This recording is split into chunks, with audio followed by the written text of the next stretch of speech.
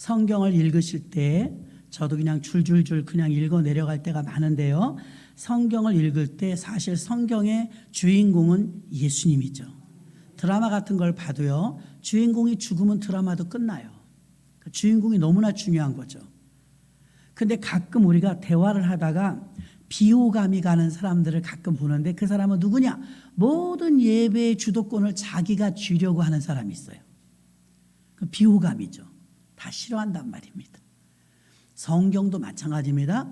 성경 안의 내용은 요한복음 3장 16절의 말씀이 엑기스죠. 하나님이 세상을 이처럼 사랑하사 독생자를 주셨으니 저를 믿는 자마다 멸망치 않고 영생을 얻게 하려 하심이니라. 그러니까 이 성경 전체의 주인공은 예수님이시고 성경을 읽을 때 주어가 내가 아니라 물론 우리 야곱아 그러면 그 야곱이다. 아브라함아 그러면 그 아브라함이다. 근데 성경을 읽을 때 조심해야 될 게 있더라고요. 하나님이 주어가 되게 만들고 성경을 읽을 때 딱 두 종류로만 읽습니다. 자 보세요. 하나는 헬라적 사고, 하나는 히브리적 사고. 이렇게 말하면 좀 어려워요.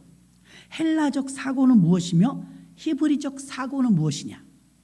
헬라적 사고는 쉽게 말하면 인본주의로 성경을 푼 거고요. 히브리적 사고는 신본주의로 성경을 푼 거예요. 자, 그러면 성경을 읽을 때 헬라적 사고는요, 언제나 사람 중심으로 읽어요.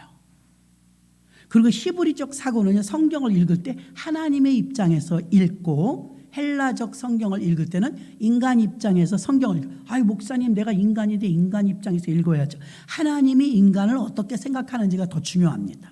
그래서 인간 입장에서 성경을 읽으면 어떤 역사가 일어나느냐? 헬라적 사고의 근원을 거슬러 올라가면 헬라 사상의 첫 사상은요, 철학이에요.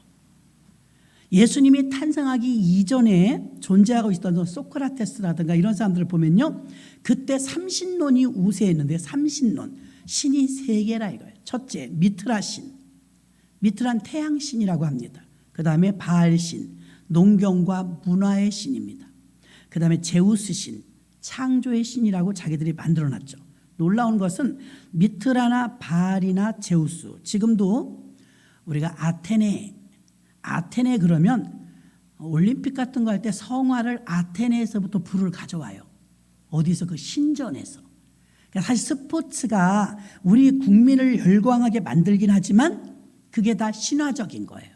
왜냐하면 그 제우스 신전에서 불을 가지고 오니까요. 아테네 신전에서 불을 가지고 오니까요.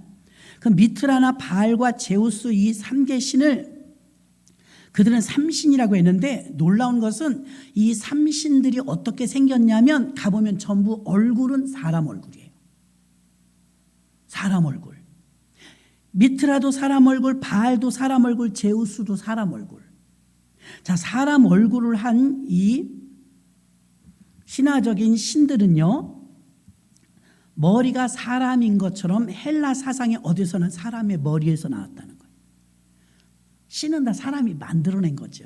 하나님만 빼고 다 우상이죠. 그리고 예수님이 탄생하기 전 400년 전에 철학자는 소크라테스예요. 예수님을 알까요?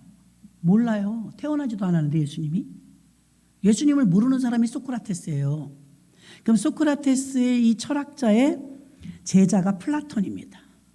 플라톤. 그럼 소크라테스의 제자니까 이제 소크라테스의 그 정신세계에다 좀 더 첨부를 했겠죠. 플라톤의 제자는 필론이에요. 자, 필론까지 예수님이 아직 탄생 안 했어요.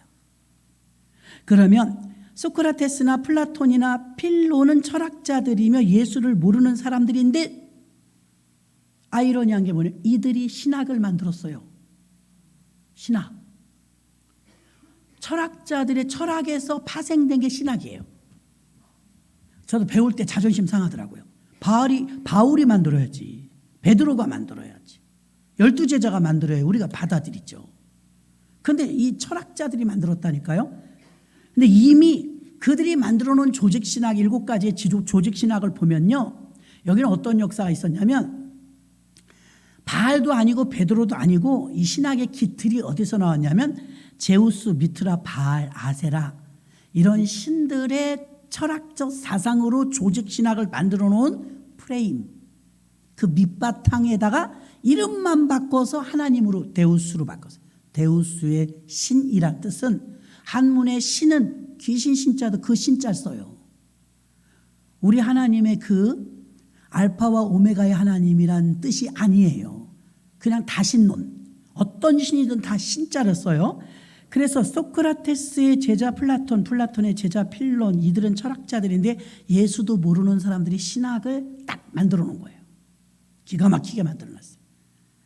그러니까 하나님으로 해석되는 게 아니고 사실은 이들의 섬기는 삼신, 이들의 신의 기틀에 의해서 만들었는데 그 신 세 가지의 신은 머리 모양은 전부 사람의 모양이라고 했어요. 결국 헬라의 이게 철학이고 헬라의 문화거든요. 헬레니즘이라고 해요. 그럼 헬라의 문화가 인간의 머리에서 나오고 헬레니즘이 이 삼신론에서 나왔기 때문에 헬라적 사고로 성경을 보면 인간적으로 풀 수밖에 없어요. 구조상. 자, 오늘날 감리교 신학자 중에서요, 예수 안 믿고 다른 종교에도 구원이 있다고 가르쳐요. 어떻게 이렇게 엉뚱한 소리를 할 수가 있죠? 목사님이, 교수님이. 이런 사상은요, 간단해요. 성경을 신본주의로 히브리적으로 보느냐 헬라적으로 보느냐에 따라 답이 달라요. 그러니까 헬라적으로 접근을 하면은 다른 데도 구원이 있어요. 왜? 선하게 사니까. 근데 성경은 뭐라고 말해요? 나 외에는 다른 신이 없다. 또 내가 길이요 진리요 생명이 나로 말미암지 않고는 아버지께로 올 자가 없다. 천하 인간의 구원을 얻을 만한 예수 이름 외에 다른 이름을 주신 일이 없다.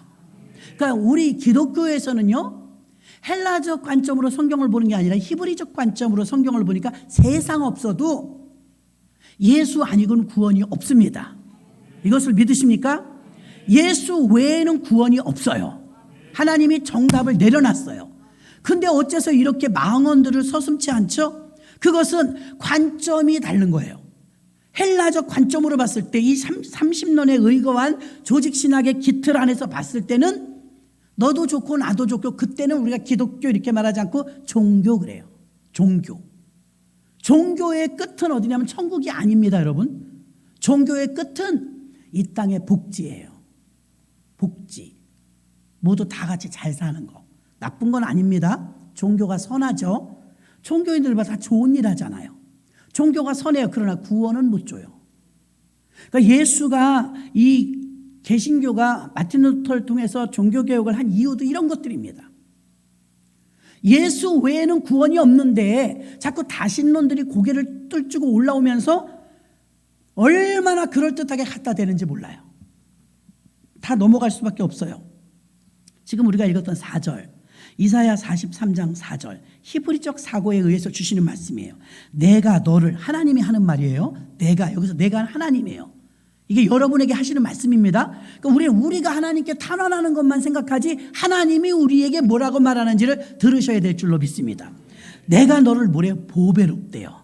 아멘? 보배롭다. 보배롭다는 뜻은요, 하나님이 나를 그렇게 여긴다는 거예요. 어떻게 보배롭게? 믿습니까? 하나님이 나를 보배롭게, 보배는 뭐예요? 값진 거죠. 값진 거예요. 보배는 값진 거예요. 우리 금붙이 같은 것도 이거 보배라고 생각합니다. 그러니까 이거를 잃어버리면 너무 아까워하죠. 근데 가짜를 잊어버렸나 보다 그럴 거예요. 금이나 다이아몬드나 이런 거 잃어버리면 막 아까워서 어쩔 줄 모르면, 왜? 보배니까, 보석이니까. 하나님이 나를 보배롭게 여겼고 값지다는 것이니까 여러분도 여러분을 값지게 여기십시오. 보통 사람이 아니라는 거예요. 자, 히브리적 사고로 성경을 다시 하나님이 쓴 거예요. 내가 너를 보배롭고 그 다음에 존귀하게 여기고. 존귀하다는 건 무슨 뜻입니까? 왜 존귀할까요? 왜 그렇게 귀중할까요? 왜 우리가 값지고 귀중할까요? 아니, 당신의 생명과 바꿨기 때문입니다.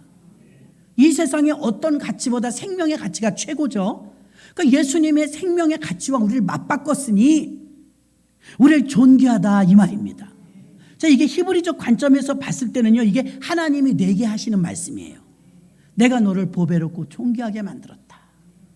아유, 나는요 뚱뚱하고요, 나는 홀쭉이고요, 나는 병들었고요, 나는 늙었고요, 이거 아무 상관없어요. 하나님이 나를 만드실 때 보배롭고 존귀하게 만드셨습니다. 이게 히브리적 사고예요.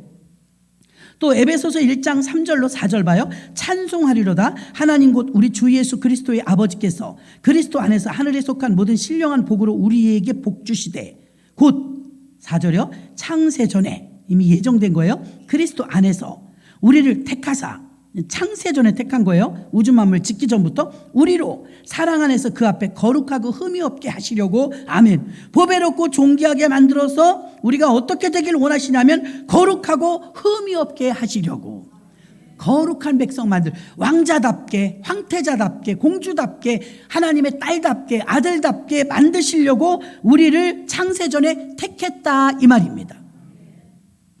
요즘 신학자들 중에서 예수 외에도 구원이 있다는 궤변이 나오는 이유는요, 우리가 오늘 읽었던 7절 봐요. 이사야 43장 7절. 무릇 내 이름으로 일컫는 자 곧 내가 내 영광을 위하여 창조한 자를, 자 하나님이 우리를 만드신 이유가 뭐래요?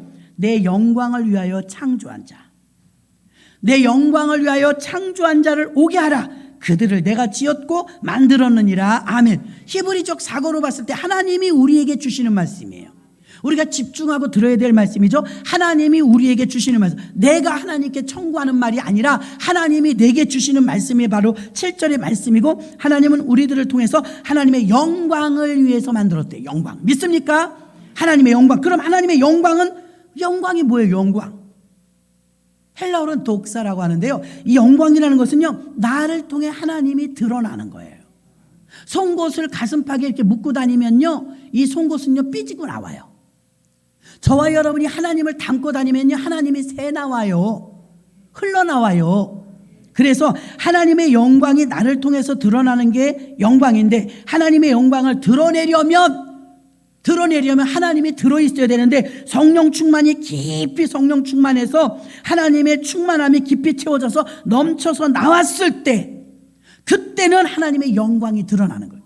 전도하고 싶지 않았는데 전도할 집으로 하나님이 데리고 가십니다. 은혜 나눌 생각 없었는데 막 은혜의 자리에 나를 막 이끌고 가십니다. 이게 충만하면 하나님의 영광이 나를 넘쳐서 터지고 나오는 거예요. 그 속에 들어있는 게 나오는 거예요. 그럼 반대로 충만하지 않으면 어떻게 될까요? 충만하지 않으면 선악만 나와요. 잘했니 잘못했니 율법만 나와요. 수단과 방법만 나와요. 선악과가 지식의 나무입니다. 그러니까 헬라적 사고로 갈 수밖에 없는 거예요. 충만하지 않으면 헬라적 사고로 헬레니즘으로 빠져버리는 거예요. 헬레니즘으로 빠져버리면 선악에 대한 분별력만 나오고, 하나님이 내게 뭐라고 하시는 거에 귀 기울이는 게 아니라 내가 하나님께 무엇을 말해야 되는가. 그래서 얼마나 선악만 나오니까, 율법만 나오니까 힘들게 살아요. 교회 다녀도 힘들게 사는 사람이에요. 구체적으로 말씀드리면 놀랄 거예요. 봐요. 선악만 율법만 나오는데, 선악과 율법만 나오는 경우는 충만하지 않을 때, 충만하면 예수가 나오고, 충만하면 전도가 나오고, 충만하면 찬송이 나오고, 충만하면 기도가 나오고, 충만하면 하나님이 나와요. 그때는 영광을 받으시는 거예요. 그 충만하지 않으면 반대요. 선악과가 나와요. 선악과, 선과 악이죠. 율법이 나와요. 이건 육으로부터 나옵니다. 육. 인본주의는 헬레니즘이라고 했습니다. 충만하면 예수 얘기하고, 충만하면 주의 사명 얘기를 하지만, 충만하지 않으면 남의 얘기를 해요. 여러분 주변에 누가 그런 사람이 있나 생각해 봐요. 헬레니즘 사상을 가지고 있는 사람은요, 아무리 오래 예수 믿고요, 아무리 자기가 행위로 옳게 보인다고 할지라도 이미 주권이 하나님께 있지 않고 내게 있기 때문에 복받기가 힘들어요. 헬라적 사고로 성경을 배웠기 때문에 이 사람은 예수 믿는 게 왜 힘드냐, 노력해서 다다르려고 해요. 자, 그게 얼마나 헛된 건지 봐드릴게요. 자, 지금 읽는 성경은요, 우리가 히브리적 사고로 보느냐 헬라적 사고로 보느냐를 확연하게 드러내줘요. 요한복음 15장 1절 2절 여러분이 읽어봐요. 합독합니다. 시작.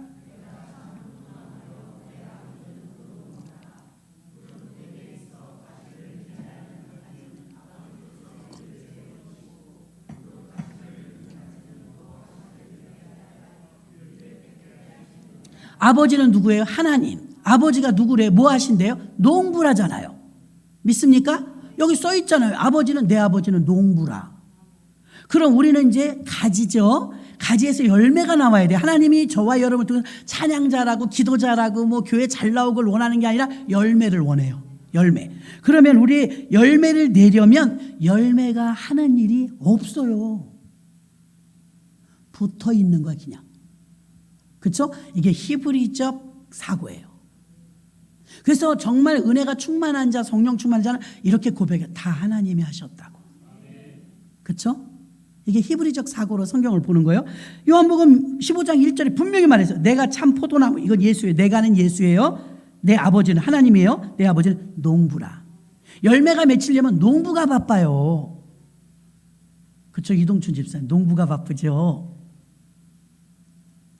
농부가 다 하는 거야. 벌레 잡아주지, 비료 주지, 햇빛, 물 다 공급해 주지, 거두지, 뿌리지, 심지. 이거 다 누가 해요? 농부가 해요. 그러면 더 구체적으로 다가가 볼게요. 시편 23편 1절과 3절. 오늘 굉장히 중요해요. 시편 23편 1절과 3절 합독해 봐요. 시작.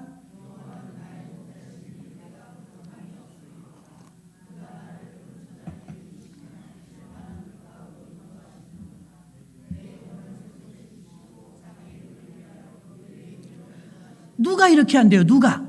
하나님이 우리를 나의 목자신 내게 부족함이 없을 목자라 이거예요. 우린 양이고요. 그가 푸른 초장에 누이시며 쉴만한 물가로 인도하시는도다. 쉴만한 물가는 성령이죠. 성령 충만으로 인도하는데 누가 인도해? 목자가 인도해. 여기서 양이 하는 일은 없어요. 그냥 따라가면 돼요. 그렇죠? 따라가면 돼요. 양이 자기가 알아서 먹고 사는 거 해결하지 않았어요. 목자가 다 주는 거예요. 어디로 인도해요? 나는 어디에 물이 있는지 몰라요. 근데 목자가 인도해 준 거예요. 물가로 인도하시는 도다. 하나 더 볼게요. 마태복음 13장 23절로 24절 합독해 봐요. 시작.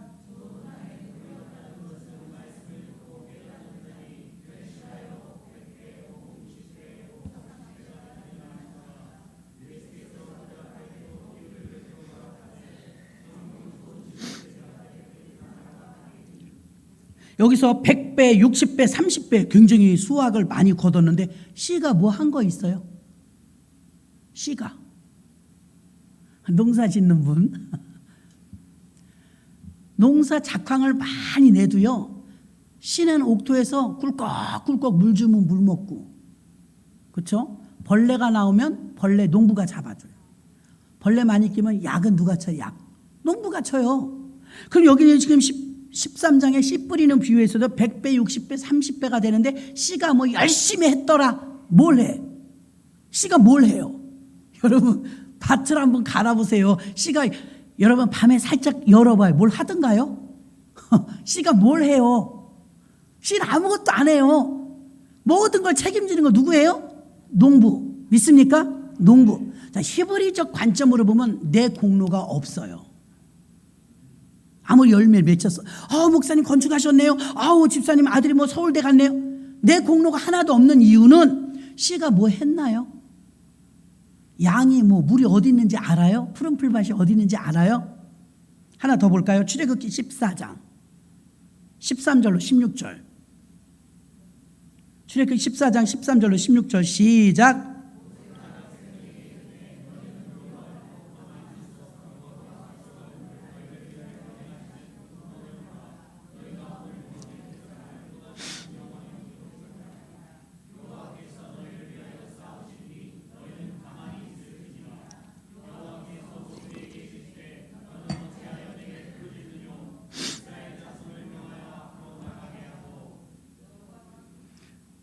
다 읽었어요? 지팡이를 들고 손을 들어 위로 내밀어 그것으로 갈라지게 하라. 이스라엘 자손이 바다 가운데 육지로 행하니라. 16절까지 했어요. 여기서 나오는 말씀이 14절 너희는 가만히 있을지어다. 자, 홍해 바다가 갈라져야 지나가잖아요. 목적지까지 가잖아요. 근데 이스라엘 백성들 뭐 했어요? 뭐 했나요? 열어주니까 걸어간 것밖에 없어요. 뭐 했는데요? 모세는 지팡이라도 들고 있었죠. 이스라엘 백성은 자기들 먹을 거 꾸려가지고 식구들 챙기면서 그냥 열심히 뛰어간 것밖에 없을 거예요. 뛴 사람, 걸은 사람, 별 사람 다 있겠죠. 진짜 중요한 건 홍해바다가 갈라진 거잖아요. 엄청난 사건이, 없던 길이 열리는 거잖아요. 여러분, 우리 앞길이 막힐 수도 있어요. 근데 길을 열어주시는 분도 하나님. 그래서 나를 지으신 이가 하나님, 나를 부르신 이도 하나님, 나를 보내신 이도 하나님. 그러니까 우리가 몸이 좀 아팠을 때 두려워하는 건 믿음이 없는 거예요. 내가 사업을 하다 실패했을 때 엉망진창으로 되고 좌절하는 거 믿음이 없는 거예요. 왜요? 그분이 하실 일이거든요. 살리고 죽이고 그분이 하시는 일이거든요. 믿습니까? 하나님이 하실 일이에요. 우리가 할 일이 있다는 건 이건 헬레니즘. 열심히 내가 40일 작정기도 하면 될까? 안 하는 것보다 하는 게 좋아요. 그러나 그거 했다고 해주시는 건 아니에요. 왜 그러느냐? 하나님께 내 진정을 토로하는 것이지, 그런 기회를 주는 것이지, 다 하나님이 하세요. 우리나라를 지켜주시는 거 정치인이에요? 국회의원이에요? 대통령이에요? 하나님이 하세요. 이걸 믿습니까? 아이를 주시는 것도 키우는 것도 다 하나님이 주셔요. 여러분이 살아나가는 모든 과정 속에서 아직도 내가 헬레니즘 사상이 있다면 내가 열심히 했더니 이렇게 됐다. 이게 있는 한 여러분의 성경은 안 풀려요. 여러분이 히브리적 사고로 봐야 되는데 자꾸 헬라적 사고로 성경을 보거든요. 근데 저도 그럴 때가 너무 많아요. 근데 이것도 습관이에요. 습관. 신학교 다닐 때 복식 호흡을 하라고 하더라고요. 목에서 꾀꼬리 같은 소리 아무리 내도 그게 소리통이 작아갖고 안 된대. 성악하시는 분들은 배에서 소리가 나오지 목에서 나오지 않아요. 근데 목에서 나오는 소리는 아무나 다 낼 수 있지만 배에서 나오는 소리는 배운 사람들이 할 수 있거든요. 그렇다고 이제 교회 음악 시간에 열심히 가르쳐줘. 복식 호흡이래 그게. 오 밑에서부터 나오는데 이제 배워요. 그래갖고 꼿꼿하게 걷고 길을 갈 때나 서 있을 때나 그렇게 숨을 쉬네. 배로. 알았다고 이제 기억하고 머릿속으로 생각할 때는 그렇게 복식 호흡을 해요. 집에 가서 막 빨래하고 열심히 해서 다 잊어버렸네. 그러니까 다시 숨 쉬고 있어. 그냥 내가 쉬고 싶은 대로. 습관이 안 되면 안 돼요. 자, 모델을 하는 분들 보면요, 우리처럼 이렇게 되는 대로 편하게 걷지 않아요. 딱 허리를 펴고 일자로 딱 걷는데 마른 목골로 된 보도블럭에서 우리는 이렇게도 걷고 이렇게도 걷고 팔자로도 걷고 맘대로 걷잖아요. 벌려서도 걷고 좁혀서도 걷고. 그래서 일자로 걸어요. 그런데 이 앞에서 이 앞으로, 이 앞에서 이 앞으로 일자로 걸어요. 근데 우리 팔자로 걷죠. 그거 우리도 할 수 있어요. 근데 우리는 편하게 걸어. 편하게, 그렇죠? 우리는 걷고 싶은 대로 걸어. 근데 모델은 워킹을 해요. 그들은 법대로 걸어요. 믿습니까? 법대로 걸어. 걷는 방식이 있어요. 그러니까 허리를 쭉 펴고 걷는 모습이 이쁘죠. 군인들 봐요. 착착착착 이렇게 걷는데 우리는 걷고 싶은 대로 걸어요. 편하게 걸어요. 그러니까 우리 걷는 것과 군인이 걷는 거 보면 다르죠. 그럼 훈련받은 사람과 훈련받지 못한 사람은 달라요. 여러분도 자꾸만 히브리적 관점으로 성경을 보려고 훈련해야 돼요. 아멘. 하나님이 나를 향한 계획이 뭔지에 관심을 가져야 되는데 내가 이렇게 하면 하나님 어떻게 해주실 거예요? 예수님 앞에 찾아온 랍비들도 그랬어요. 주님, 내가 무엇을 하여 영생을 얻으리까? 아직도 뭔가 해야 된다고 생각하고 자기 관점으로 성경을 보는 거예요. 내 이웃을 내 몸과 같이 사랑해라. 나 그거 다 하고 있어요. 잘 지키고 있어요. 네가 자꾸 행함을 원하니까 행함을 더 요구하시는 거야. 그럼 가난한 자에게 다 팔아서 나눠줘라. 못하는 거예요. 어차피 하지도 못할 거 자기 잘하고 있다고 지금 예수님 앞에 와서 따따붙다 하고 있는 거예요. 그래서 우리가 어떤 고백이 나와야 되느냐? 요한복음 15장은 자신이 농부라고 말씀하셨고 시편 23편은 하나님의 목자라고 말씀하셨고 출애굽기 14장은 홍해를 하나님이 가르셨다고 말했고 마태복음 13장은 밭에 뿌려진 씨앗이 자라는데 자라게 하신 것도 농부인 하나님이십니다. 농부가 다 하시는 거예요. 포도나무의 열매도 목자를 따르는 양떼들도 홍해를 건너는 이스라엘 백성들도 인간이 할 수 있는 것은 아무것도 없다. 모든 것은 하나님이 하신다는 고백이 히브리적 사고입니다. 그걸 우리는 은혜 받았다. 이게 깊이 체험된 사람은 은혜 받은 거예요. 그걸 깨달았으니 은혜 받은 거예요. 로마서 8장 2절 보겠습니다. 이는 그리스도 예수 안에 있는 생명의 성령의 법이 죄와 사망의 법에서 너를 해방하였습니다. 죄와 사망의 법은 어디서 왔느냐? 헬레니즘에서 온 거예요. 인본주의로 가면 사망이에요. 그게 나옵니다. 로마서 8장 5절. 육신을 쫓는 자는 육신의 일을, 영을 쫓는 자는 영의 일을 생각하나니, 육신을 쫓는 자는 인본주의요 헬레니즘이고, 영을 쫓는 자는 히브리적 사고로 보는 것인데, 로마서 8장 2절에 생명의 성령의 법이 죄와 사망의 법에서 너를 해방하였습니다. 우리 거기서 건져냈다 이것입니다. 그렇다면 헬라적 사고를 깨부수고 히브리적 사고로 고침받아야 합니다. 그러면 헬라적 사고는 누가복음 10장 34절 봅니다. 누가복음 10장 34절 보면 합독해요. 시작.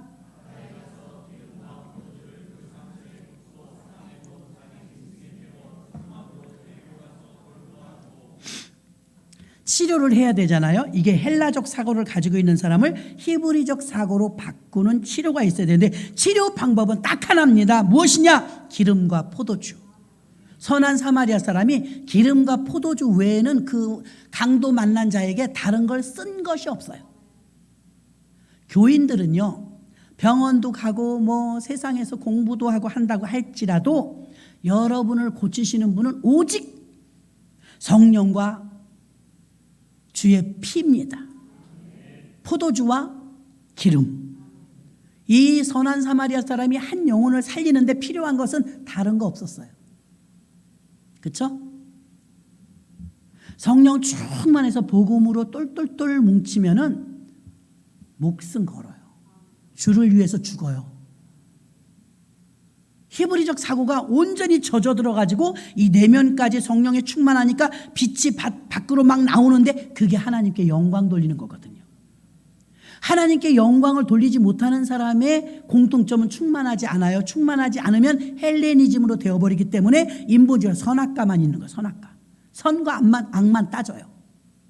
부인을 보면 불평불만, 남편을 봐도 불평불만, 맨날 남 탓만 해요. 이게 선악과란 증거예요. 수단과 방법과 율법으로 나옵니다. 그러면 거기서 헬라적 철학의 사고가 나오기 때문에 인본주의로 빠지고, 인본주의로 빠지면 하나님께 영광을 돌리지 못하는 것입니다.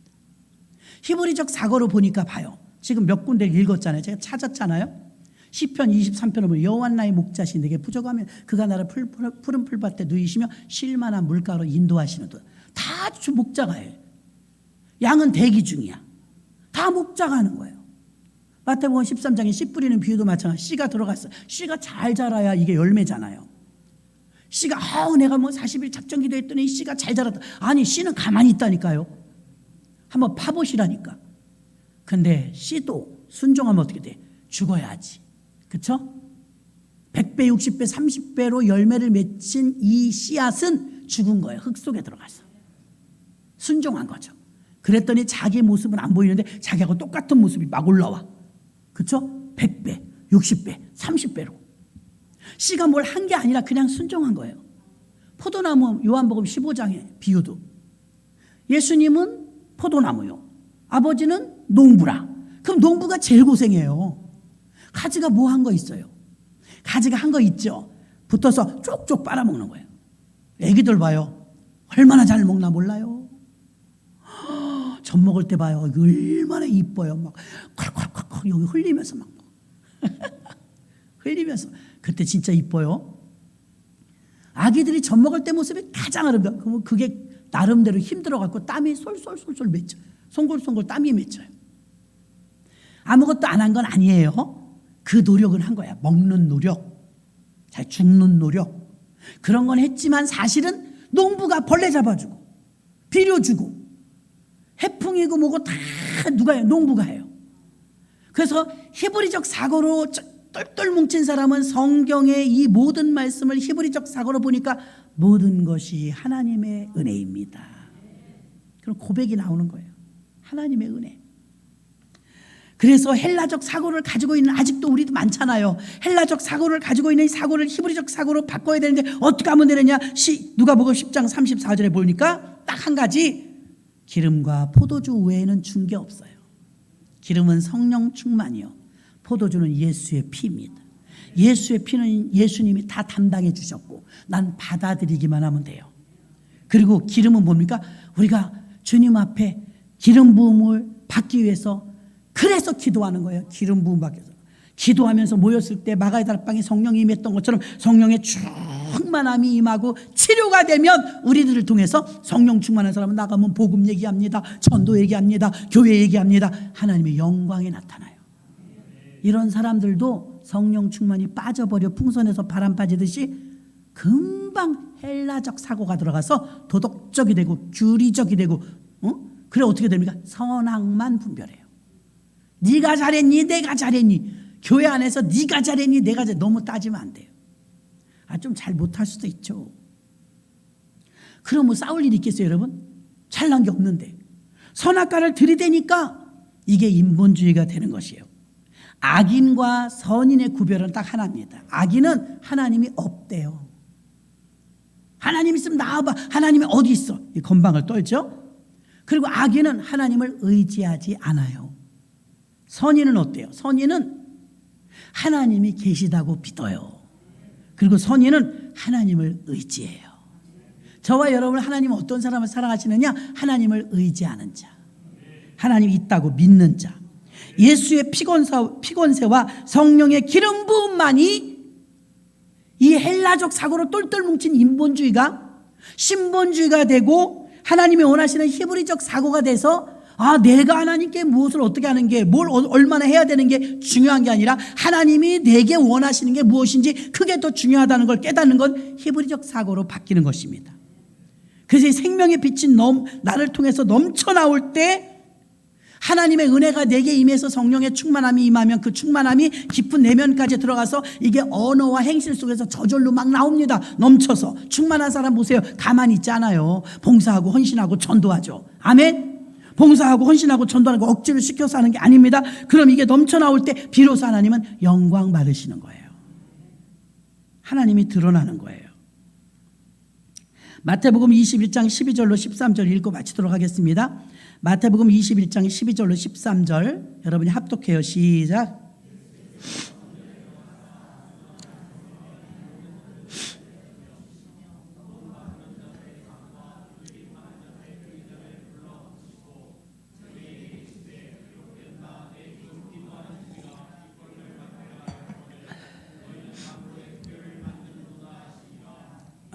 여기 보니까 강도의 구려를 만들었다고 하면서 예수님이 분노하셨어요. 예수님이 분노하신 이유는 내 집은 만민이 기도하는 기도의 장소를 너희는 장사꾼의 소굴로 만들었다. 이걸 좀 더 가까이 접근하면 성도란 하나님 것을 이용해서 개인의 욕구를 채우면 안 된다는 거예요. 자기 개인들의 소득을 위해서 지금 기도의 자리를 장사꾼의 소굴로 만들었다. 하나님 것을 귀하게 여기고 하나님의 영광을 드러내는 일을 위해서 쓰임받기를 원한다 이 말입니다. 우리는 이 시간에 기도할 때 하나님 헬라적 사고를 가지고 있는 내가 어디서 배웠는지 어쨌든 그게 습득이 돼갖고 나도 모르게 선악만 분별하고 율법주의가 되어버린 이 못돼버린 버릇, 나도 모르는 사이에 강도의 구려를 만들지 않았는지. 히브리적 사고로 보면 홍해바다를 가른 것도 하나님이 있고 포도나무 열매가 맺힌 것도 하나님이 하셨고 푸른 풀밭 실만한 물가로 인도하신 것도 목자인 주님이 하셨고 씨 뿌리는 비유에서 씨가 뭘 했어요? 다 하나님이 길러주셨는데 내가 무엇을 했기 때문에 이렇게 됐다고 하는 것은 철저하게 우리가 히브리적 사고가 되지 않았다는 것입니다. 헬라적 사고를 가지고 있고 처음에 말한 것처럼 헬라적 사고의 근원은 미트라, 바알, 제우스, 삼신에게서부터 흘러내려온 것인데 삼신의 머리가 다 인간이라니까요. 그러니까 인본주의가 헬라적 사고예요. 철학자들이 이렇게 만들어버렸어요. 소크라테스, 플라톤, 필론을 통해서 이 헬라적 사상의 기틀이 생겼고 헬라적 사상의 기틀이 생긴 이 기틀을 그대로 성경에 옮겼어요. 베드로가 만들고 바울이 만들었으면 우리가 따르죠. 그런데 이들 철학자가 신학의 기틀을 만들어놨는데 그 기틀을 만들어 놓은 것이 보니까 사람 편에서 하나님을 봤기 때문에 이게 철저하게 헬라적으로 풀었다는 거예요. 헬라적으로. 히브리적으로 풀어야 되는데. 그래서 성경에 여러분들이 안 풀릴 때, 의외로 안 풀릴 때 하나님은 이럴 때 어떻게 하실까? 하나님은 어떤 마음이셨을까? 그래서 하나님의 마음을 아까 제가 하나 읽어드렸어요. 이사야 43장 4절. 내가 너를 보배롭고 존귀하게 여기고. 하나님은 나를 이렇게 여긴다는 거예요. 근데 우리는 매같이 이 쳐죽일 죄인을 용서해서 그거 사순절 때 진심을 통하고 말아야지. 1년 12달 그러면 주님 볼 때 예, 너는 존귀해. 너는 보배로워. 왜 그렇게 자악해? 나 같은 거 죽어야 된다. 죽어야 된다. 이러시면 안 돼요, 여러분. 하나님이 원하시는 게 아니에요. 그건 내 관점에서 자기 행위를 아니까 맨날 하지 말라는 짓 했죠. 죄 지었죠. 잘못 살았잖아요. 그러니까 나 같은 벌레 같은 거, 똥덩어리 같은 거 막 이러면서 학대하는데 회개할 땐 잠시 사용할지 몰라도 여러분이 그런 사고를 가지고 있으면 안 돼. 그러면 여러분이 보배롭고 존귀한 게 아니잖아요. 하나님이 나를 보배롭고 존귀하다. 아유, 목사님 그런 말씀 마세요. 나는 늙었고요. 나는 병들었고요. 나는 돈도 없고요. 하나님이 서운하세요. 여러분이 선물을 가져다 주는데 아유, 나 이런 거 많어. 이런 거 필요 없어. 남이나 줘. 이러면 기분 좋겠어요? 어떻게 그렇게 말할 수가 있어요? 있더라도. 열쇠고리를 제가 사가지고 18만 몇천 원어치를 샀어요. 그래서 나눠드리는데 저 다른 목사님이 몇 개만 달래요. 드렸거든요. 좀 남을 것 같아서 좀 드렸는데 열쇠고리를 나눠줬더니 이러더래. 강남에서 오신 성도가. 요새 누가 열쇠고리 써요? 그래. 목사님 나 기분 나빠서 혼났어요. 열쇠고리 많이 안 쓰죠. 하와이라고 써 있으니까 그냥 기념으로 가져온 것이지 누가 요새 열쇠고리 별로 필요하나요? 자동차 있는 사람은 좀 필요해도 별로 필요하지 않거든요. 알아요, 저도. 알아요. 말 그대로 기념이에요. 우표는 그럼 왜 모아? 그 우표 붙여서 지금 가요? 20원짜리 옛날 거? 10원짜리 동전이 지금 막 2만 원씩 한대요. 70년도 거는. 막 100만 원짜리 동전도 있대요. 그게 지금 뭐 통용이 돼요? 안 돼요. 기념이잖아요. 기념. 아멘? 그렇게 말하면 있을지도 몰라. 우리도 거기 그랬다니까. 요새 누가 열쇠고리 써요? 꼭 쓰라고만 갖고 온 건 아니거든요. 기념이라 이거예요. 거기 하와이라고 써 있으니까. 제가 몽골 갔을 땐 가죽 사다 드렸잖아요. 가죽. 거기 가죽이 유명하니까. 그냥 상징적인 것이지 안 쓰면 큰일 난다고 제가 그랬어요? 안 그랬어요. 그렇죠? 그래서 목사님 말을 그렇게 밑깔머리스럽게 해요. 그래서 왜요? 그러니까 목사님 요즘 누가 열쇠고리 써요? 그러더니. 그래서 뭐라고 하셨을까? 할 말이 없더라고요. 가만히 있었어요. 가만히 있었어요. 그래서 기념이라고 그랬잖아요. 기념. 아멘. 은혜로 받으면 다 기념이에요. 은혜로 받으면. 근데 은혜로 받지 않으면 지금 현실 가치로만 보면 그게 소중하지 않거든요. 그래서 마음이 그렇게 달라요. 주는 이의 마음과 받는 이의 마음이 달라요. 요즘 누가 열쇠고리 써요? 이러더니. 그렇게 생각할 수 있죠. 꼭 쓰라고 안 쓰면 큰일 난다고 제가 그런 적은 없어요. 그냥 갖고 계시다. 또 딴 나라 가면 딴 거 사다 드릴게. 사실은 전 손톱깎이 살려고 얼마나 돌아다니는지 몰라요. 손톱깎이 사다 드리려고. 없더라고. 하와이에 다 뒤져도. 그래서 할 수 없이 그냥 그렇게 했는데 많은 돈 들이면 좋은 거 많겠죠. 기념할 만한 게 이스라엘 가면 기념할 만한 거 사올 게 많아요. 감람나무로 만든 십자가. 이거 사다 주면 그냥 가. 성도님들이. 난 늘 사다 드렸거든요. 그냥 가셔. 어머 너무 좋아해. 열쇠고리나 값은 다 비슷해요. 일본에 가면 손톱깎이 사오면 좋아요. 일제 손톱깎이 좋아하니까. 가는 데마다 그 특징이 있어요. 특징이. 근데 하와이는 뭐 별다른 게 없더라고요. 그냥 유원지긴 한데 별다른 게 없어요. 필리핀 같은 데가 뭐 진주 이런 게 또 태국 이런 데는 진주 그런 게 또 좀 유명하다고 하죠. 그래서 여러분 주는 이의 마음과 받는 이의 마음이 달라요. 그러니까 하나님의 마음과 우리 마음이 달라요. 우리는 우리 욕심대로 기도하잖아요. 근데 하나님은 예수님은 그걸 맞춰서 아버지 뜻대로 하시옵소서. 헬라적 사고로 기도를 시작했어도 히브리적 사고로 기도를 마치는 게 예수님이었잖아요. 여러분 오늘 들으셨지만 또 잊어버릴 거예요. 잊어버리세요. 잊어버리더라도 제가 다시 말하면 또 기억나. 들어본 적이 있어. 처치 플랜팅인지 모르는 사람이 있어요? 처치 플랜팅. 교회 세움. 하도 들으면 이게 익숙해지는 거예요. 익숙해지는 거예요. 그래서 여러분들도 헬라적 사고가 아니라 히브리적 사고가 하나님이 원하시 성경을 정말 깨닫기를 원한다면 히브리적 사고로 읽으셔야 성경이 풀려지는 줄로 믿습니다. 이 시간에 우리가 하나님 내가 히브리적 사고의 사람이 되게 해달라고 또 이번 주일날 요한선교회 헌신예배 후에 제가 3가지 부탁드릴게요. 가은승 권사님이 혈압이 이렇게 또 아까 올라갔고 힘들어 하셨거든요. 그러니까 혈압 오른 거죠. 혈압 이거 큰일 200이 막 넘어갔다니까. 안 그러면 중환 그 삐용삐용 하는 차 타고 또 가셔야 되니까 하나님 가은승 권사님 다시 혈압이 다운되게 해달라 한번 기도해 주시고요. 그 다음에 요한선교회 헌신예배가 주일날 저녁에 있습니다. 우리 교회 제일 어른 아닙니까? 요한선교회 헌신예배가 은혜 가운데 또 오시는 강사님도 강하게 붙잡아 달라고.